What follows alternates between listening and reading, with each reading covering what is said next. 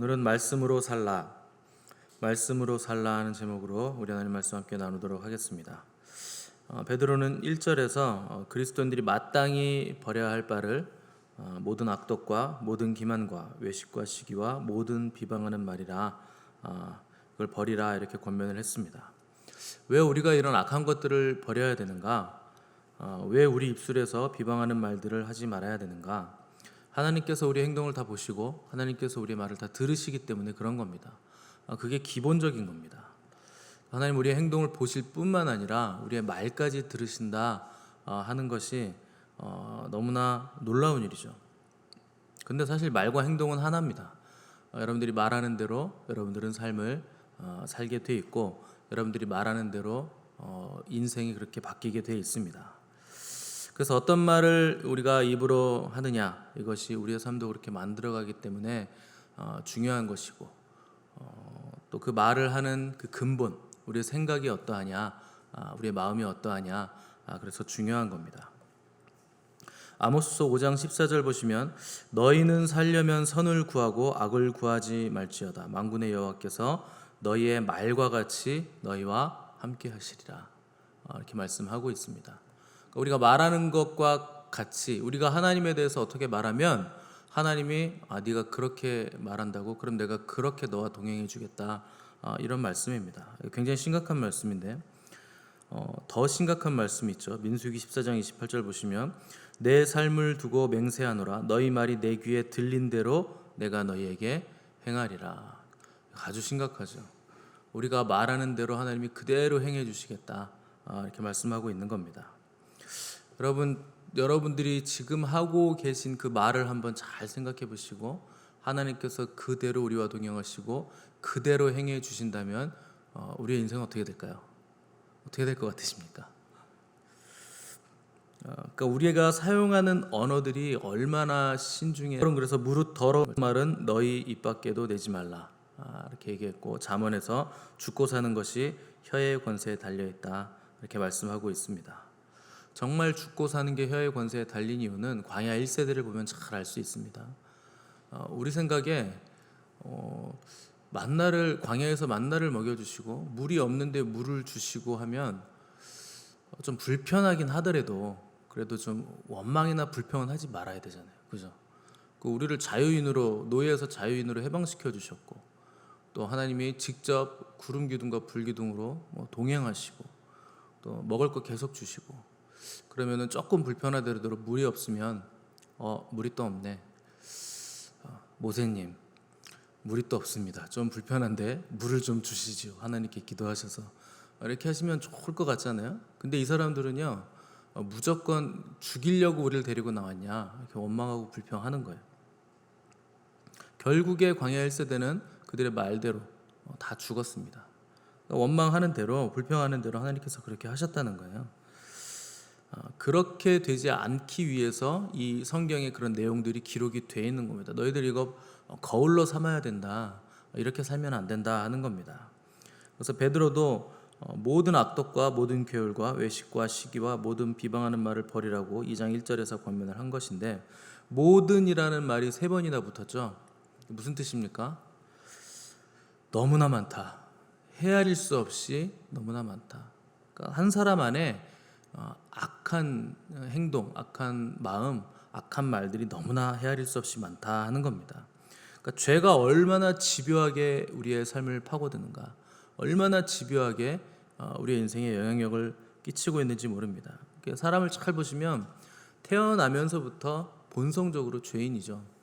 그래서 어린아이들이 입을 딱 말을 배우기 시작해서 입을 열기 시작하면 처음에야 엄마, 아빠 이런 말을 하겠지만 그 다음부터 말하는 거 뭡니까?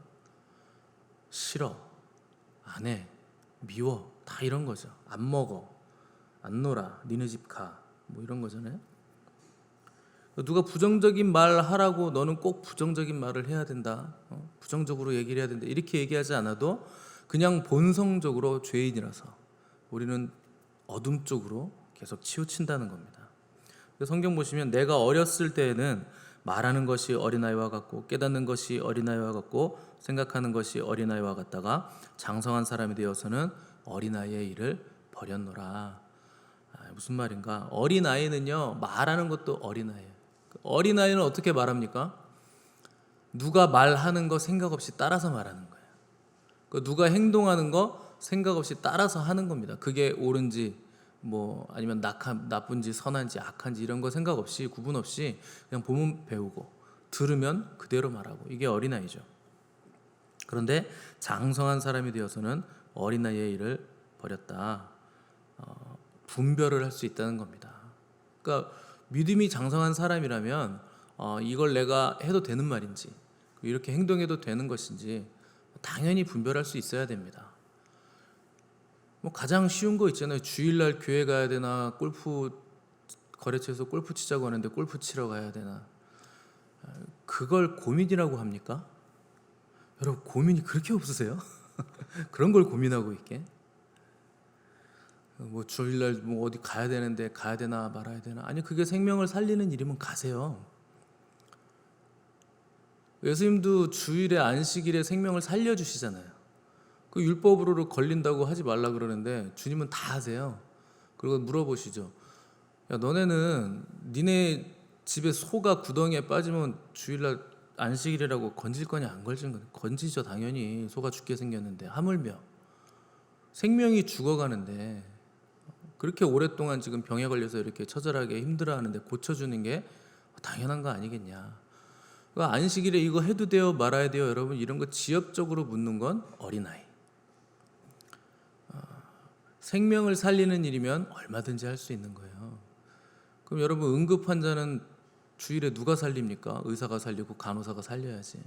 이게 율법적인 잣대로 들이대가지고 이걸 지키느냐 마느냐, 이런 식으로 따지는 게 이게 어린아이예요. 장성한 분량은 하나님께서 기뻐하시는 그 일을 하는 겁니다.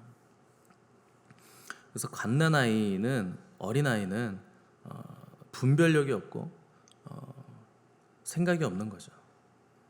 그래서 장성한 사람은 그동안 생각 없이 분별력 없이 행동했던 말과 행동을 버리고 이제 거룩하지 않은 것들을 다 버려라. 이것이 베드로가 얘기하는 겁니다. 문제는 버려야 할 것이 헤아릴 수 없이 너무도 많아서 뭘 먼저 버려야 될까, 이게 우리의 문제죠. 버릴 게 없어서 고민이신 분 계십니까? 그런 분이 계시면 좋겠습니다. 갈수록 우린 그렇게 될 거지만. 근데 버릴 게 너무 많죠. 그래서 뭘 버려야 되나.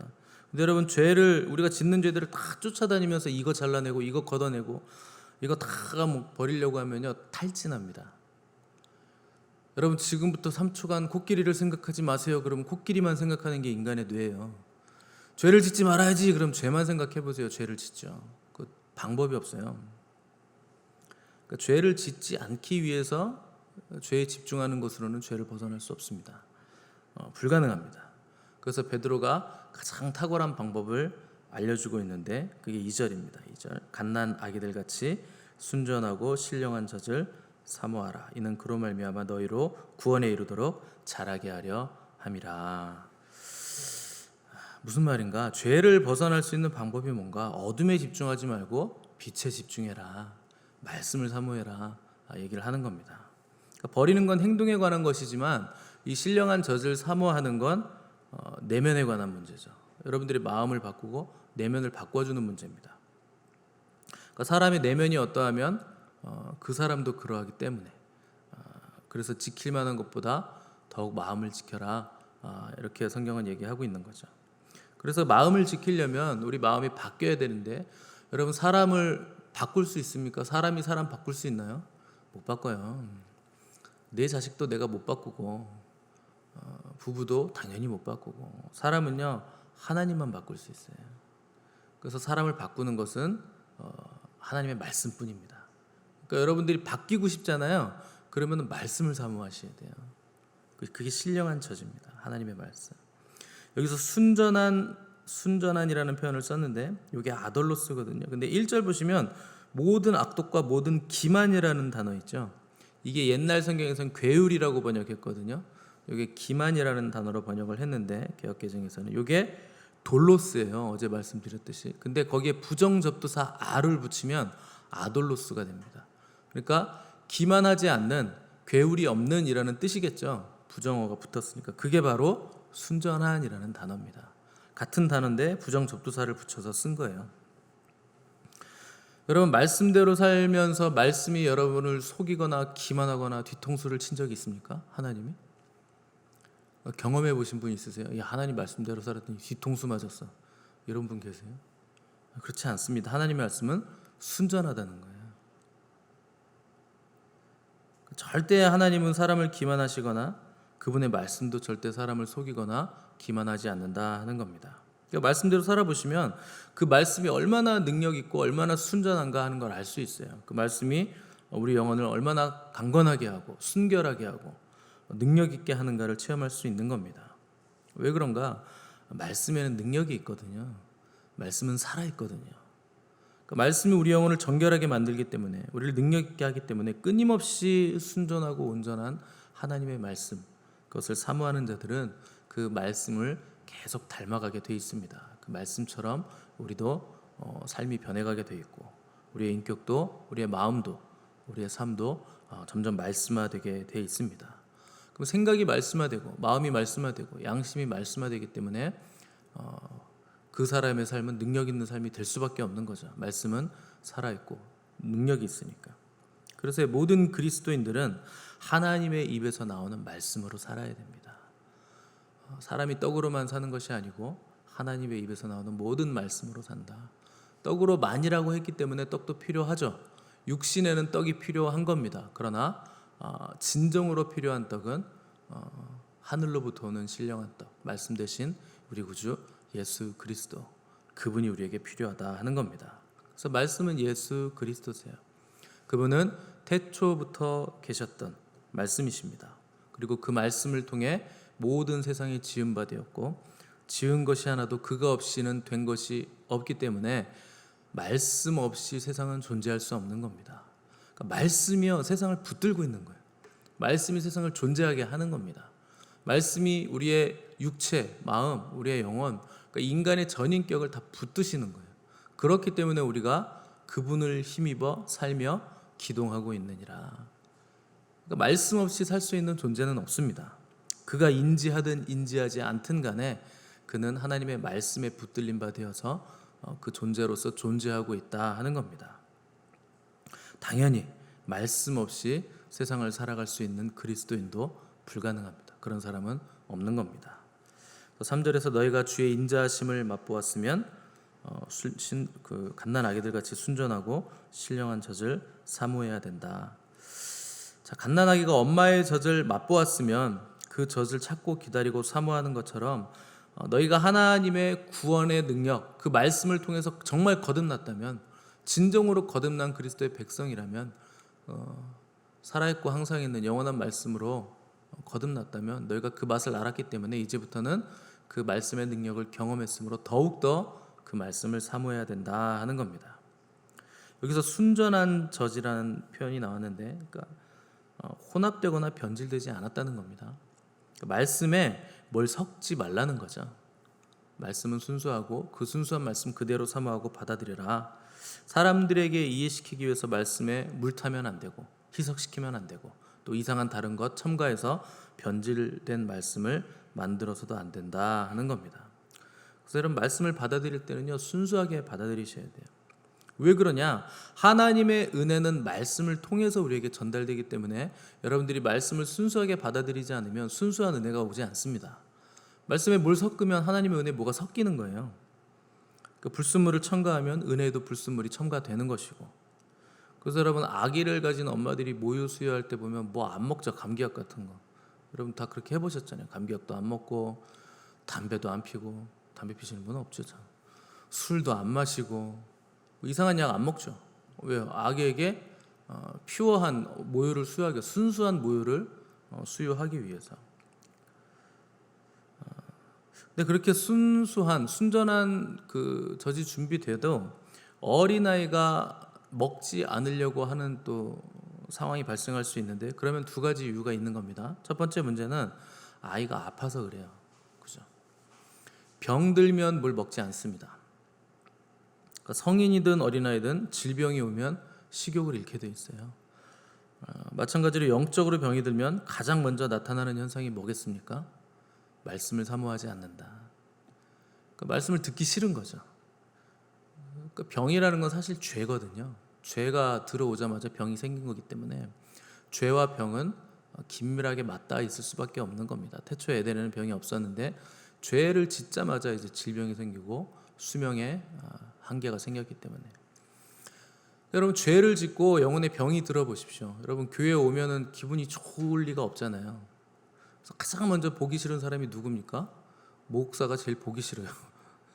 질병에 걸리잖아요. 여러분들이 저를 보기 싫다니까요. 그러면은 목사가 잘못한 게 아니에요. 여러분, 제가 무슨 마약을 하거나 무슨 바람을 피거나 무슨 이단 사상을 전파하거나 이런 거 아닌 이상은 크게 잘못할 일이 없어요.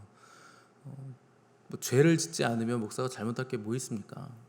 하나님 앞에 늘 그냥 하나님의 다스림을 받고 있는데 무슨 잘못을 이렇게 크게 하겠습니까? 그냥 여러분들이 그냥 기분이 나쁜 건 있을 수 있겠죠. 그런데 어느 날 갑자기 목사가 보는 게 내가 너무나 힘들다, 목사님 보는 게. 그러면은 잘 살펴보셔야 돼요. 목사가 죄를 졌든지 내가 죄를 졌든지 둘 중에 하나거든요. 그 목사한테 물어보세요. 목사님 죄 졌어요? 제가 아니요? 그러면 내가 잘못했구나. 그러니까 먼저 영적으로 병이 들면 말씀을 받기 싫어하고, 말씀을 받기 싫어한다는 건 말씀의 통로자를 보기 싫어한다는 거죠. 통로가 목회자이기 때문에. 근데 교회에 순전하고 신령한 젖을 사모해서 오는 사람들 많이, 저희 교회는 뭐 열심으로 말씀 들으러 오시죠. 복된 일입니다. 그런데 마치 인문학 교양 강좌 들은 것처럼 오시는 분들도 계세요. 오늘 또 얼마나 좋은 교양 강좌가 또 펼쳐질까, 이런 마인드로 오시는 분들이 교회에 있다 하는 겁니다. 차이가 뭔지 아세요?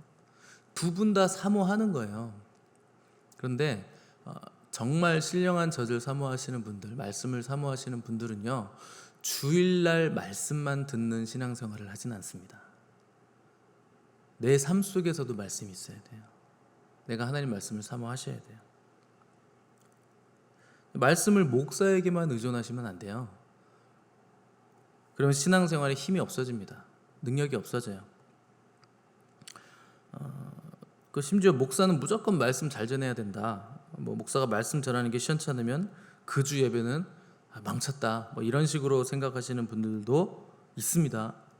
여러분, 근데 예배는 제가 대신 드려주는 거 아닙니다. 예배는 여러분들이 드리시는 거예요. 지금은 구약 시대가 아니라 신약 시대이기 때문에 목사가 대제사장이 아니고 여러분들이 대제사장입니다. 여러분들이 지성소로 들어가서 여러분들이 하나님의 음성 들으시고 만나셔야 돼요. 그러니까 목사에게 말씀에 관한 모든 것을 목사에게 의지한다. 그러면 좀 돌아보셔야 됩니다. 내 삶 속에 말씀을 사모하는 삶의 모습이 나타나지 않으면, 삶의 자리에서 하나님의 말씀을 경험하고 체험하고 사모하지 않으면 영혼의 병이 든 상태라 하는 것을 여러분 자각하셔야 됩니다. 병이 들면 신령한 젖을 사모하지 않기 때문에. 자, 두 번째, 아이가 신령한 순전한 젖을 사모하지 않는 이유는 대체품을 먹고 있어서 그렇습니다. 다른 걸 먹고 있는 거예요. 신령한 젖이 아닌 다른 걸 먹는 겁니다. 요새는 다들 이유식 먹이니까 엄마 좀 먹지 않는데, 성인들도 다른 거 먹으면 밥맛 없죠. 그런 거예요. 아주 무가치한 대용품으로 내면을 계속 채우시는 분들은 말씀을 먹을 배가 없습니다. 영혼의 배가 없는 거예요. 배고픔 자체가 없는 것이죠. 그러면 말씀을 우리 내면을 채우기 위해서, 우리 영혼을 채우기 위해서 먹어야 할 말씀을 사모하지 않게 됩니다. 그래서 베드로 표현에 의하면 영혼의 악독과 기만과 외식과 시기와 비방이 차 있으면 또 말씀을 사모하는 마음을 잃어버리는 것이고, 또 말씀이 아닌 세상의 다른 가치, 하나님의 가치관이 아니라 성경적인 가치가 아니라 세상적인 가치를 채우고, 또 여러분들이 가장 지금은 덜 하시지만 가장 많이 먹는 게 뭔지 아세요? 눈으로 먹는 거예요. 눈으로. 계속 TV를 보는 겁니다. 계속 SNS 보면서 세상의 가치관을 계속 받아들이는 거예요. 그러면 이제 성경적인 가치관이 들어올 자리가 없죠. 그래서 세상의 대용품을 계속 먹는 분들은 말씀을 사모하지 않게 되어 있습니다. 그러니까 내가 영적으로 건강하고 그리스도의 생명이 넘쳐나면 말씀을 사모하고 말씀을 추구하게 돼 있습니다. 그 말씀이 우리에게 생명을 주었기 때문에, 그것을 경험했기 때문에 그 맛을 아는 거죠. 사슴이 시냇물을 찾아 헤매듯이 여러분 말씀을 찾아 헤매셔야 됩니다. 어떻게든 하나님의 신령한 말씀을 더 채우기 위해서. 사슴은요, 맹수가 있어도 시냇물 가서 그 물 먹어요. 왜냐하면 목이 긴데 사슴 목은 이렇게 비닐처럼 되어 있어서 물을 넣어주지 않으면 이게 붓거든요, 목이. 그래서 숨 못 쉬어서 죽어요. 그런 구조를 가지고 있기 때문에 악어가 있어도 물 먹다가 막 악어한테 막 목덜미 잡히고 그러잖아요. 있는 거 뻔히 알면서도 물을 마셔야 되니까 그런 거예요. 그렇게 죽으나, 목이 막혀 죽으나, 물려 죽으나 죽는 건 매한가지잖아요. 여러분, 세상 것에 휩쓸려가서 죽느니 물을 마시는 게 더 나은 거잖아요. 그 말씀을 먹으면 죽지는 않잖아요. 우리가 살아나잖아요. 근데 우리는 세상 것이 우리를 서서히 잠식해서 죽이고 있다는 걸 인지하지 못하는 거예요. 마귀는요, 바보가 아니에요. 뿔 달고 나타나서 먹어라 뭐 이렇게 뭐 하겠습니까? 당연히 아름다운 것, 괜찮아 보이는 것, 이것도 좋은데 최고의 것은 아니지만 괜찮아요. 근데 말씀이 없으면 뿌리가 없고 기반이 없기 때문에 분별을 못하죠. 그래서 여러분, 영적인 사람일수록 말씀에 치중하셔야 됩니다. 은사는 여러분들의 능력이 아닙니다. 하나님의 능력이지. 그러니까 내가 뭘 해가지고 받은 게 아니에요. 여러분, 어려서부터 막 영안 열리고 이러신 분들 있잖아요. 어려서부터 은사가 있고 막 그 뭐 해서 받았습니까? 하나님 그냥 일방적으로 주신 거지. 그건 내 신앙이 아니에요. 은사가 있다고 막 내가 신앙 좋은 거 같고 믿음 좋은 거 있다고 막 이렇게 착각하실 수도 있고, 다른 분들이 막 그런 분들 막 추종하실 수 있는데, 천만의 말씀입니다. 은사와 믿음, 신앙은 아무런 관계 없는 거예요.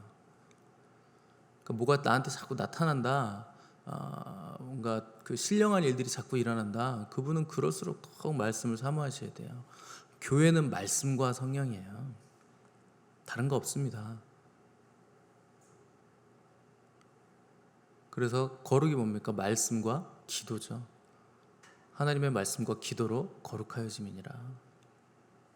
뭐 사실 하나죠. 말씀과 성령 둘 다 성령님께서 하시는 거기 때문에.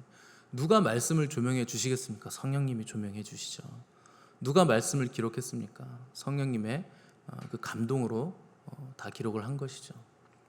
그러나 말씀을 사모하는 것은 여러분들이 하시지 않으면 하나님, 우리가 싫으면 적으로 안 하세요. 인격적이시기 때문에 하나님은. 우리가 싫으면 하나님도 그럼 그렇게 해줄게, 그냥 그렇게 하시는 거예요. 그래서 여러분, 사슴이 시냇물을 찾아 헤매듯이 더욱더 말씀을 사모하셔야 됩니다. 누가 그런 삶을 살 수 있는가?